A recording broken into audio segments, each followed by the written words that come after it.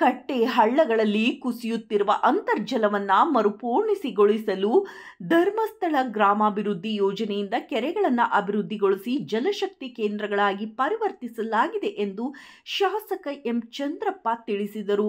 ಧರ್ಮಸ್ಥಳ ಗ್ರಾಮಾಭಿವೃದ್ಧಿ ಯೋಜನೆ ಹೊಳಲ್ಕೆರೆ ವಿಭಾಗದಿಂದ ನಮ್ಮ ಊರು ನಮ್ಮ ಕೆರೆ ಯೋಜನೆ ಅಡಿಯಲ್ಲಿ ತಾಲೂಕಿನ ಕಂಬದೇವರಹಟ್ಟಿ ಗ್ರಾಮದಲ್ಲಿ ಶನಿವಾರ 881ನೇ ಕೆರೆ ಹಸ್ತಾಂತರ ಹಾಗೂ ನಾಮಫಲಕ ಉದ್ಘಾಟಿಸಿ ಮಾತನಾಡಿದರು. ಧರ್ಮಸ್ಥಳ ಯೋಜನೆಯಿಂದ ಹಲವಾರು ಸಮಾಜಮುಖಿ ಕೆಲಸಗಳು ನಡೆಯುತ್ತಿವೆ. ತಾಲೂಕಿನಲ್ಲಿ ಸಾಕಷ್ಟು ಕೆರೆಗಳನ್ನು ಅಭಿವೃದ್ಧಿಪಡಿಸಿದ ಹಿನ್ನೆಲೆಯಲ್ಲಿ ತಾಲೂಕಿನ ಕೆರೆ ಕಟ್ಟಿ ಹಳ್ಳಗಳ ಅಂತರ್ಜಲ ಹೆಚ್ಚಾಗಿದೆ. ಇದರಿಂದ ಕೃಷಿ, ತೋಟಗಾರಿಕೆ, ಕೊಳವೆ ಬಾವಿ ನೀರಾವರಿಗೆ ಸಹಕಾರಿಯಾಗಿದೆ.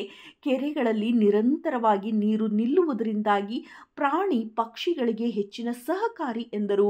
ಧರ್ಮಸ್ಥಳ ಗ್ರಾಮಾಭಿವೃದ್ಧಿ ಸಂಸ್ಥೆ ಜಿಲ್ಲಾ ನಿರ್ದೇಶಕ ಕಮಲಾಕ್ಷ ಮಾತನಾಡಿ, ರಾಜ್ಯದಲ್ಲಿ ಕಾಣಿಸಿಕೊಂಡಿದ್ದ ಭೀಕರ ಬರಗಾಲದ ಹಿನ್ನೆಲೆಯಲ್ಲಿ ಧರ್ಮಸ್ಥಳದ ಧರ್ಮಾಧಿಕಾರಿ ಡಾಕ್ಟರ್ ವೀರೇಂದ್ರ ಹೆಗ್ಡೆ ಅವರು ನೀರಿನ ಸಮಸ್ಯೆಗಳ ಅಧ್ಯಯನ ನಡೆಸಿದಾಗ ಕುಸಿಯುತ್ತಿರುವ ಅಂತರ್ಜಲದ ಹಿನ್ನೆಲೆಯಲ್ಲಿ ಬರಗಾಲ ಹೆಚ್ಚುತ್ತಿದೆ. ಹಾಗಾಗಿ ನೀರನ್ನ ಮರುಪೂರಣ ಮಾಡಿದ್ದಲ್ಲಿ ಬರಗಾಲದಿಂದ ತಪ್ಪಿಸಿಕೊಳ್ಳಲು ಸಾಧ್ಯ ಎನ್ನುವ ಉದ್ದೇಶದಿಂದ ರಾಜ್ಯದಲ್ಲಿ ಇರುವ ಪ್ರತಿ ತಾಲೂಕಿನಲ್ಲಿ ಕೆರೆಗಳನ್ನು ಗ್ರಾಮಸ್ಥರ ಸಹಕಾರದಲ್ಲಿ ಅಭಿವೃದ್ಧಿಗೊಳಿಸಲಾಗುತ್ತಿದೆ. ಈಗಾಗಲೇ 881 ಕೆರೆಗಳನ್ನು ಅಭಿವೃದ್ಧಿಪಡಿಸಿದ್ದು ಅಂತರ್ಜಲ ಅಭಿವೃದ್ಧಿಪಡಿಸಲಾಗಿದೆ. ಅದೇ ರೀತಿಯಲ್ಲಿ ಹೊಳಲ್ಕೆರೆ ತಾಲೂಕಿನಲ್ಲಿ ಸಾಕಷ್ಟು ಕೆರೆಗಳನ್ನು ಅಭಿವೃದ್ಧಿಪಡಿಸಿದ್ದು ಕಂಬದೇವರಹಟ್ಟಿ ಒಂದಾಗಿದೆ. ನೀರಿನ ಹರಿವಿಲ್ಲದೆ ಬತ್ತಿ ಹೋಗಿದ್ದ ಕೆರೆಗೆ ಈ ವರ್ಷದ ಮಳೆಗೆ ನೀರು ನಿಂತು ಸಮೃದ್ಧಿ ಪರಿಸರ ನಿರ್ಮಾಣವಾಗಿದೆ ಎಂದು ತಿಳಿಸಿದರು. ತಾಲೂಕಾ ಯೋಜನಾಧಿಕಾರಿ ಶಾರಿಕಾ ಕಿರಣ್, ಕೆರೆ ಸಮಿತಿ ಅಧ್ಯಕ್ಷ ದಾಸಯ್ಯ, ಗುತ್ತಿಗೆದಾರ ಮಾರುತೇಶ್, ಜನಜಾಗೃತಿ ವೇದಿಕೆ ಸದಸ್ಯ ಗಂಗಾಧರಪ್ಪ, ಇಂಜಿನಿಯರ್ ಹರೀಶ್, ಶರಣಪ್ಪ, ಕೃಷಿ ಅಧಿಕಾರಿ ತೋಟದಯ್ಯ, ಬಸವರಾಜ್ ಯಾದವ್, ಗ್ರಾಮ ಪಂಚಾಯಿತಿ ಮಾಜಿ ಸದಸ್ಯ ರಮೇಶ್ ಎ ಚಿತ್ತಪ್ಪ, ಸುರೇಶ್ ಅವಿಹಟ್ಟಿ ಹಾಗೂ ಸಂಸ್ಥೆಯ ಸಿಬ್ಬಂದಿಗಳು, ವಿವಿಧ ಸ್ತ್ರೀ ಶಕ್ತಿ ಮಹಿಳಾ ಸಂಘದ ಸದಸ್ಯರು, ಗ್ರಾಮಸ್ಥರು ಇದ್ದರು. ವರದಿ ಕೆ ನಾಗರಾಜ್. ನೀರಿನಿಂದ ತುಂಬಿ ಈ ಗ್ರಾಮದ ಅಭಿವೃದ್ಧಿಗೆ ಸಹಕಾರವಾಗಲಿ.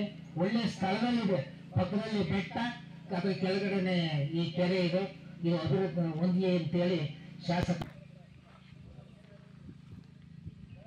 ಈ ಕೆರೆಗೆ ಅಭಿವೃದ್ಧಿಗೆ ಶ್ರೀ ಕ್ಷೇತ್ರ ಧರ್ಮಸ್ಥಳ ಗ್ರಾಮಾಭಿವೃದ್ಧಿ ಯೋಜನೆಯವರು ಆರ್ಥಿಕ ಸಹಾಯವನ್ನು ಮಾಡಿದ್ದಾರೆ.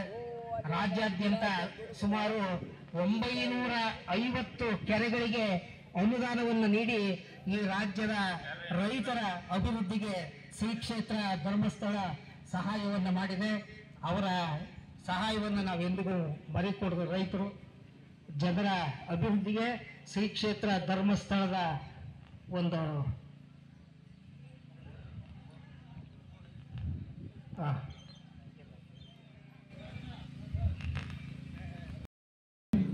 ನಮ್ಮ ಊರಿನಲ್ಲಿ ಒಂದು ಶಾಲೆ, ಒಂದು ದೇವಸ್ಥಾನ ಅಥವಾ ಮಂದಿರ, ಅದೇ ರೀತಿ ಒಂದು ಕೆರೆ ಇದ್ರೆ ಆ ಊರಿಗೆ ಯಾವುದೇ ರೀತಿಯಾದಂತಹ ಒಂದು ಕುಂದುಕೊರತೆ ಬರಲಿಕ್ಕೆ ಸಾಧ್ಯ ಇಲ್ಲ. ಅಂತ ಒಂದು ನಿಟ್ಟಿನಲ್ಲಿ ಸುಮಾರು 7 ವರ್ಷಗಳ ಹಿಂದೆ ನೀರಿನ ಅಭಾವ ಬಂದಿರುವಂತದ್ದು ನಮ್ಗೆಲ್ಲರೂ ಗೊತ್ತೇ ಇದೆ. ಸುಮಾರು ಕಲ್ಯಾಣ ಕರ್ನಾಟಕ ಪ್ರದೇಶ ವ್ಯಾಪ್ತಿಯಲ್ಲಿ ಕುಡಿಲಿಕ್ಕೆ ನೀರೇ ಇಲ್ಲದಂತಹ ಒಂದು ಪರಿಸ್ಥಿತಿಯಲ್ಲಿ ಜನರು ಪರದಾಡ್ತಾ ಇದ್ರು. ಅಂತಹ ಸಂದರ್ಭದಲ್ಲಿ ಸರ್ಕಾರ ಮತ್ತು ಗ್ರಾಮ ಪಂಚಾಯತ್ ಇಲಾಖೆಗಳು ಮತ್ತು ಬೇರೆ ಬೇರೆ ಸಂಘ ಸಂಸ್ಥೆಗಳು ಕೂಡ ಈ ಜನರಿಗೆ ಟ್ಯಾಂಕರ್ ಮೂಲಕ ನೀರನ್ನು ಒದಗಣೆ ಮಾಡುವಂತ ಕೆಲಸವನ್ನ ಮಾಡ್ತಾ ಇತ್ತು. ಅಂತಹ ಸಂದರ್ಭದಲ್ಲಿ ನಮ್ಮ ಸಂಸ್ಥೆ ಕೂಡ ಕೆಲವೊಂದು ಹಳ್ಳಿಗಳಿಗೆ ಟ್ಯಾಂಕರ್ ಮೂಲಕ ನೀರನ್ನು ಕೊಡುವಂತ ಕೆಲಸವನ್ನ ಮಾಡಿತ್ತು. ಅಂತಹ ಸಂದರ್ಭದಲ್ಲಿ ಈ ಎಲ್ಲ ವರದಿಯನ್ನು ಪರಮಪೂಜ್ಯ ಡಾಕ್ಟರ್ ವೀರೇಂದ್ರ ಹೆಗ್ಗಡೆ ಅವರು ಮತ್ತು ಮಾತೃಶ್ರೀ ಹೇಮಾವತಿ ಅಮ್ಮನವರು ಒಂದು ವರದಿಯನ್ನು ಕಳಿಸ್ಕೊಳ್ತಾರೆ.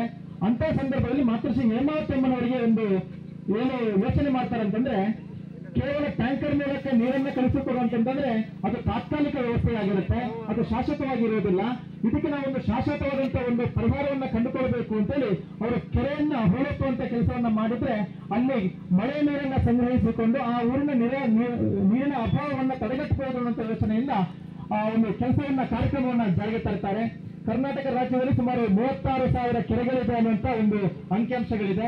ಆ ಕೆರೆಗಳನ್ನ ಹೂಳೆತ್ತುವಂತ ಕೆಲಸವನ್ನ ಮಾಡಿದ್ರೆ ನೀರಿನ ಅಭಾವವನ್ನು ತಡೆಗಟ್ಟಬಹುದು, ಅಂತರ್ಜಲ ಮಟ್ಟವನ್ನು ಏರಿಸಬಹುದು ಮತ್ತು ಪಶು ಪಕ್ಷಿ ಪ್ರಾಣಿಗಳಿಗೆ ಕೂಡ ನೀರಿನ ನಾವು ಋಣ ತೀರ್ಥ ಮಾಡಿದ್ರೆ ಧರ್ಮಸ್ಥಳದ ಸಂಘದವರು ಅವ್ರು ಯಾರು ಏನು ಕೇಳೋದಿಲ್ಲ, ಎಲ್ಲಿ ಜನರಿಗೆ ಏನು ಅನುಕೂಲ ಆಗಬೇಕು ಅನ್ನತಕ್ಕಂಥದ್ದನ್ನ ಸ್ವತಃ ಅವರೇ ಆಲೋಚನೆ ಮಾಡಿ ಕೆಲಸ ಮಾಡ್ತಾರೆ. ಇಂಥ ಕಡೆ ಎಲ್ಲ ಕಡೆಯೂ ಕೂಡ ಕೆಲಸ ಮಾಡಿದ್ದಾರೆ, ಮಾಡ್ತಾ ಇದ್ದಾರೆ. ಶ್ರೀ ಮಂಜುನಾಥ ಸ್ವಾಮಿ ಆಶೀರ್ವಾದದಿಂದ ನಮಗೆ ಈ ಮಳೆಗಾಲದಲ್ಲಿ ಈ ಕೆರೆ ತುಂಬಬೇಕು. ಇನ್ನೂ ಒಂದು ಕಡೆ ನಮ್ಮ